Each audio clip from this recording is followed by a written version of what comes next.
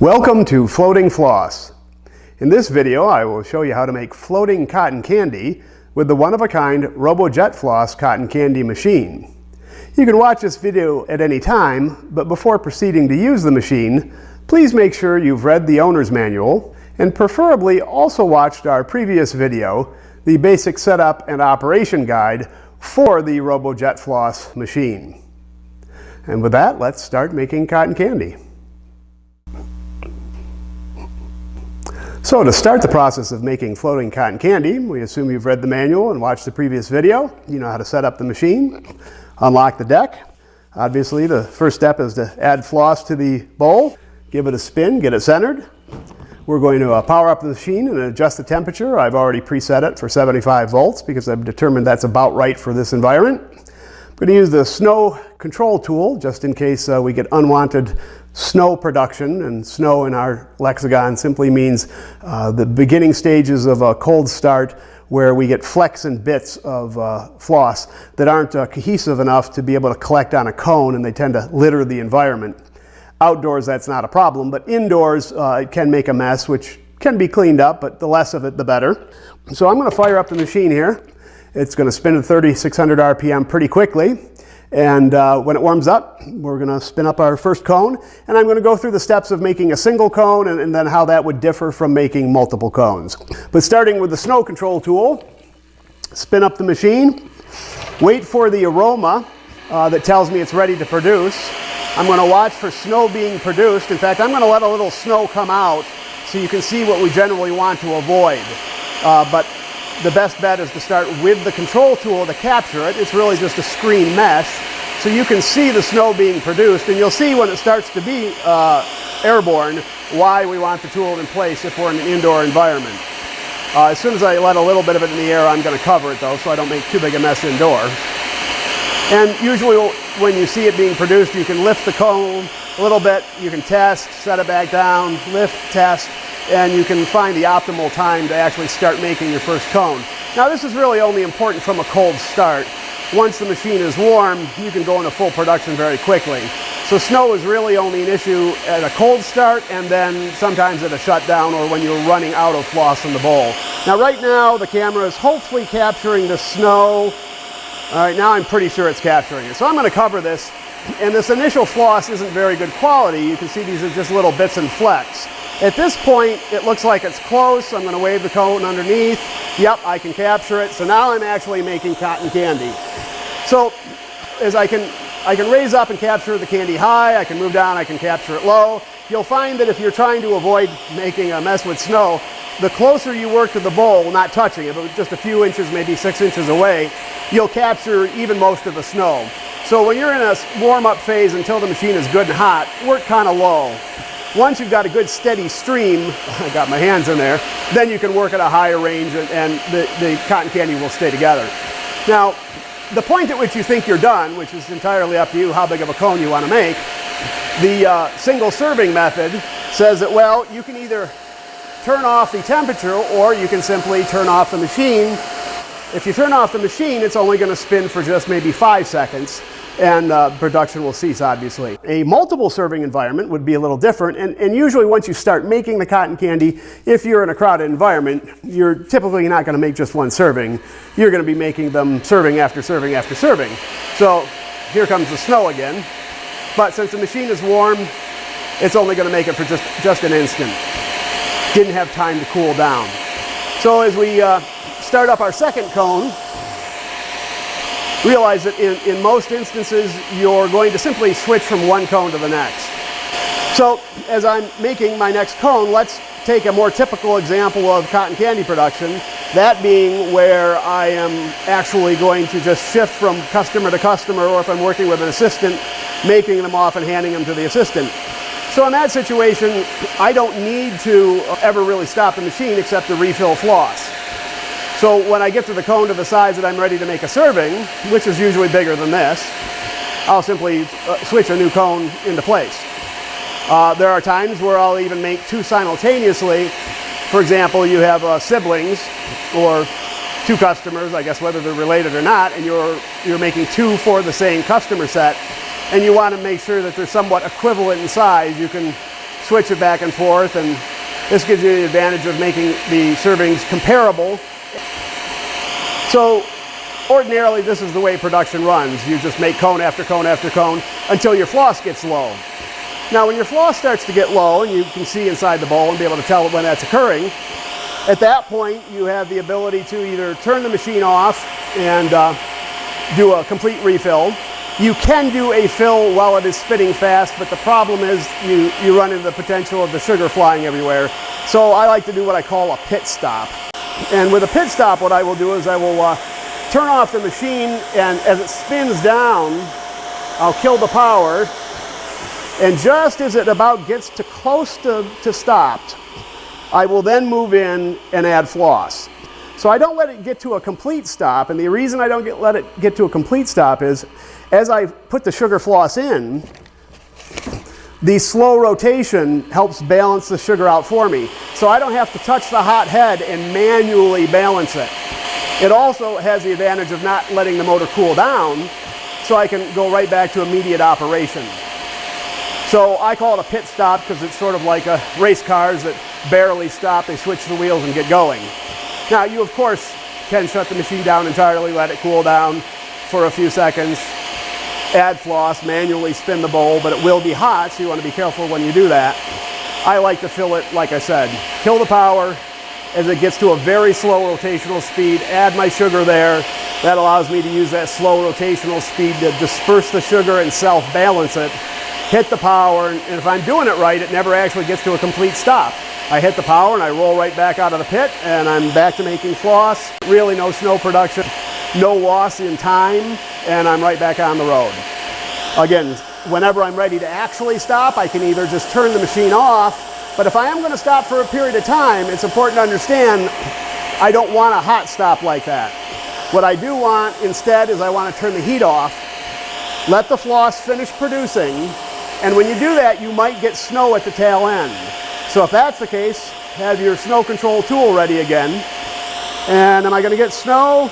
And snow production, by the way, depends on temperature, it depends on humidity, it depends on a lot of things, so you never really know. But if you start to see flecks, put the control tool on. Now the heat's off, the motor's spinning. If you're going to walk away from the machine for any period of time, you don't want to just turn it off.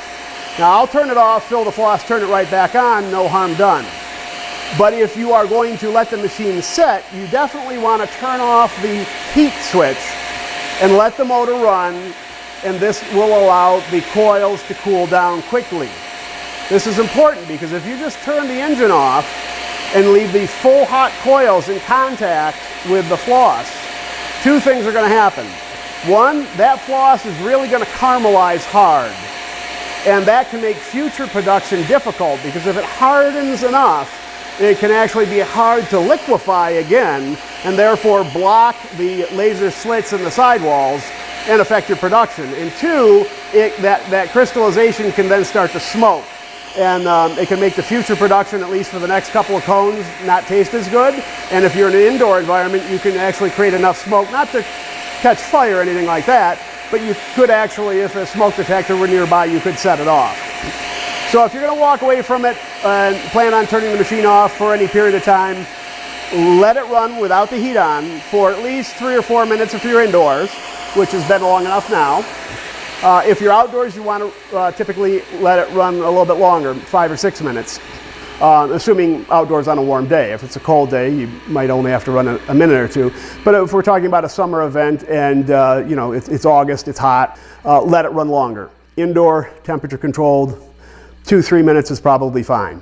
So use your best discretion. You can always tell if it's cooled down enough by checking the floss head. It's still warm, for example, right now, but it's not so burning hot that the floss is going to start to smolder and smoke, and it's not going to caramelize real hard. So those are your options for making single cones, doing pit stops, multiple cones, and then if you're going to do an actual shutdown for any period of time, kill the power to the coils, the heat source, and then let it run for a while to cool down before killing the power to the engine. So up to this point, I've demonstrated the few techniques using paper cones, which are very popular, inexpensive, compact, lightweight, lots of advantages to them. You can make a pretty good size serving on them as well. They're not exactly small. although when I'm using paper cones in conjunction with the other options, I call them my small. One of the other real advantages of paper is because you can only make a certain size. I'm not going to call it small per se, but they're not monster servings. That self-limiting nature means that if you've got to serve a lot of people in a short period of time, then that's pretty much all I'll bring. So for example, if somebody's hired you for a party or a social event where people aren't paying for their servings and you have to serve everyone, for example, 100 people in an hour, then this becomes really your only practical option, because using like that two-handed technique I showed earlier, you actually can do 100 servings in an hour. It'll be a very busy hour, but it can be done. However, what floating cotton candy is really known for is making large servings, and for that you're going to need some sort of a stick. That could be a plastic straw, or what I most commonly use, a wooden stick or a skewer. This, for example, is a bamboo skewer. You find them in, typically you're going to want 5-6 millimeter, something with enough heft that it won't bend. Typical length, 20 to 24 inches long. I've worked with as long as 3 feet.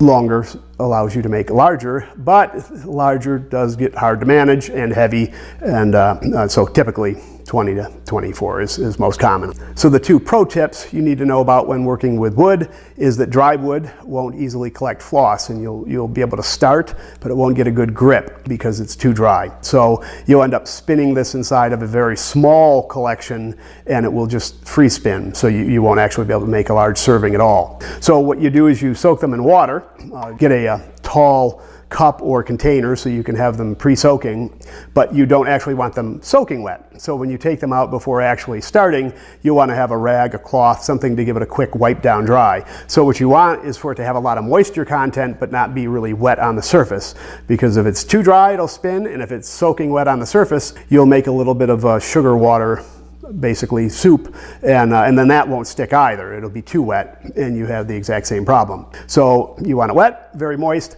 give it dry so the moisture content is there, the cotton will immediately stick to it, get a good grip, and you can get yourself a real big serving that way.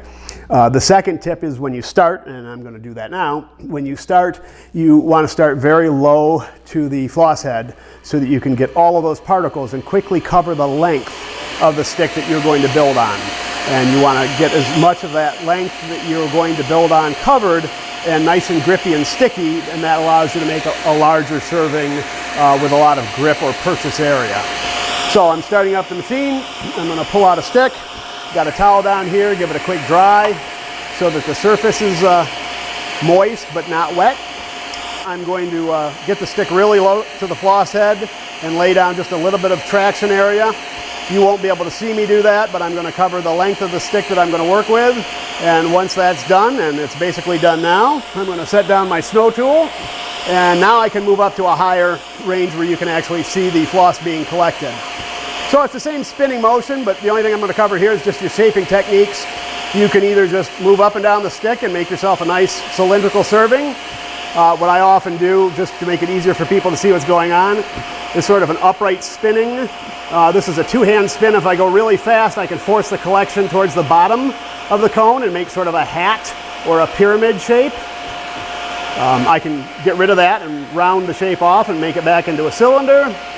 And if you want to make it a ball, then basically you just move up and down, and when you get close to being done, you invert it and fill in the top this way. And that's how you essentially form it into a ball. So you just make a cylinder, add some to the top, add some to the bottom, and you can then rotate back and forth, and you can eventually make this into a fairly reasonable ball. Now, I also want to point out that the texture and the way that this fills in is going to depend on the height that you're working at. As I move higher, you can see the spreads out and gets a little bit looser in its fill. And if I work down low, it's going to be a sort of a tighter weave. So humidity and temperature really always affect the floss. So you really have to just experiment for the location that you're at. And then every location is going to be different because the temperature and humidity are going to change. Also, the amount of airflow that you're allowing is going to change the texture of the cotton being flossed. and the look of the work that you're providing. So when you set up your first couple cones, you sort of experiment with temperature and with the flow that you allow in terms of air. And I could go bigger, but at this point my fingers are actually getting tired. Not that the floss is very heavy, but it's like spinning a bicycle wheel. As the weight gets out from the circumference, it gets harder to spin. And I would make it, honestly, I could make it larger if I wasn't trying to talk to the camera and pay attention to 3 things at once. But that's still a pretty good size serving. Most people aren't going to complain about that. In fact, I'm not sure if it's all getting on camera. I'll bring it back here. All right, now I think it's all on camera. So most people are going to be pretty happy with that. And that's on a 20-inch stick. Bigger the stick, the bigger the serving you can make. This is a little fluffy, so it's hard to make it much larger because it doesn't have as much cohesiveness. Higher humidity and temperature make for a denser cotton candy. So if you're outside in a summer event, you actually can make them, you'll find you can make them much bigger than this. So again, shaping, you can make them in a variety of shapes, and the wooden sticks are really what make this machine famous, because the size potential is limited pretty much only on your working environment and how long of a stick you have to work with. So we've talked about the proper voltage range for sending power to the heating coil on a number of occasions, and we typically reference between 60 and 80 volts as being the best range to work within. But realize that within that range, there's no one correct choice. That's going to really depend on the environment you're working in at the time. The ambient temperature and relative humidity really change the output and texture and consistency of the floss. But still, I'd like to show you how changing the voltage and therefore the heat of the coil affects the production of floss. So I'm going to start the machine and just work through a couple of ranges so you can see how increasing the power and decreasing the power affects the floss, but you can't write down that, well, at 70 it does this and 80 it does that, because you're not in the environment I'm at right now. Currently, it's winter, I'm indoors in a very low relative humidity, and the temperature is about 68. So the setting I'm going to use is only applicable for this environment at this moment. However, the changes in the voltage regulation will be applicable across the board, though not 100%, because again, the humidity is going to be a really big factor. So this is a normal production at about 70. That's a good steady flow. You can see the width. Caught my hand in it. You can see the width of the stream being produced is adequate. I wouldn't want to be producing much faster than this because it would be hard to keep up on a paper cone. You can handle faster production on a larger stick though, because the complete diameter and circumference of your cone is larger. Now I'm going to turn it down to 60, and I want you to see what happens to the stream of production at 60 and how long it takes for it to change. All right, so I've turned it down to 60. I'm going to strip the cone and start over. And you're going to see the stream get thinner and weaker. Again, I'm trying to keep it high enough that you can see. And so about now, you should be able on the video to see the difference. It is a much weaker collection, and that means I have to come down lower to be able to capture it. It's almost converting to snow. So now, I'm going to turn it up to 80. And for it to get back to a normal stream of good usable candy, it's going to take 15 or 20 seconds. We're starting to get there. It got so loose I've got to actually scoop the bowl to get it back going. But now we're there. And so that's probably about 20 seconds. Now at 80, you see this is even denser and faster than 70.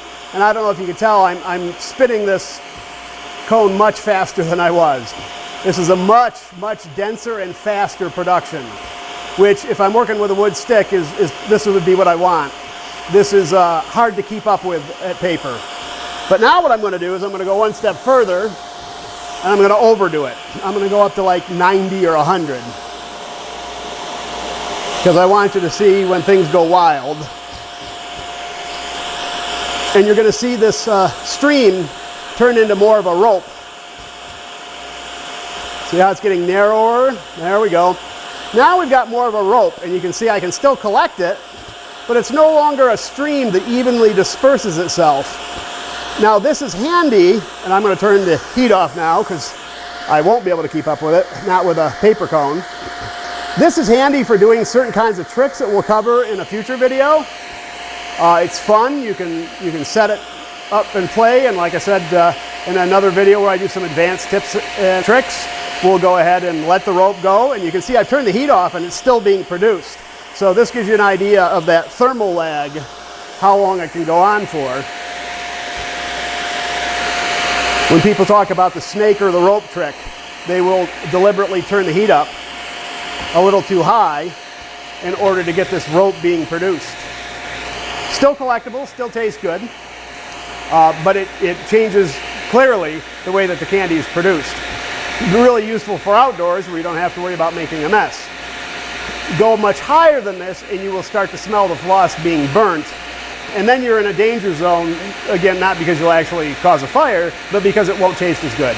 And again, it will start to produce a visible smoke along with the floss, and if you're indoors and there's smoke detectors nearby, you can actually set them off. I have done that. So your voltage regulation, that was, last setting there was 100, again, in low humidity indoors. So when you see the stream too weak, that means more voltage. If you can't keep up with the production, turn it down a little bit. If you need faster production, again, working with sticks or making a really large ball, turn your voltage up. And if you do want a tighter, more of a column or a rope, more temperature will get to that. But make your adjustments small and wait 10 or 15 seconds before assessing whether that was enough or too much. And so that's where voltage regulation affects the output, the speed, and the type of consistency of floss that you're going to produce.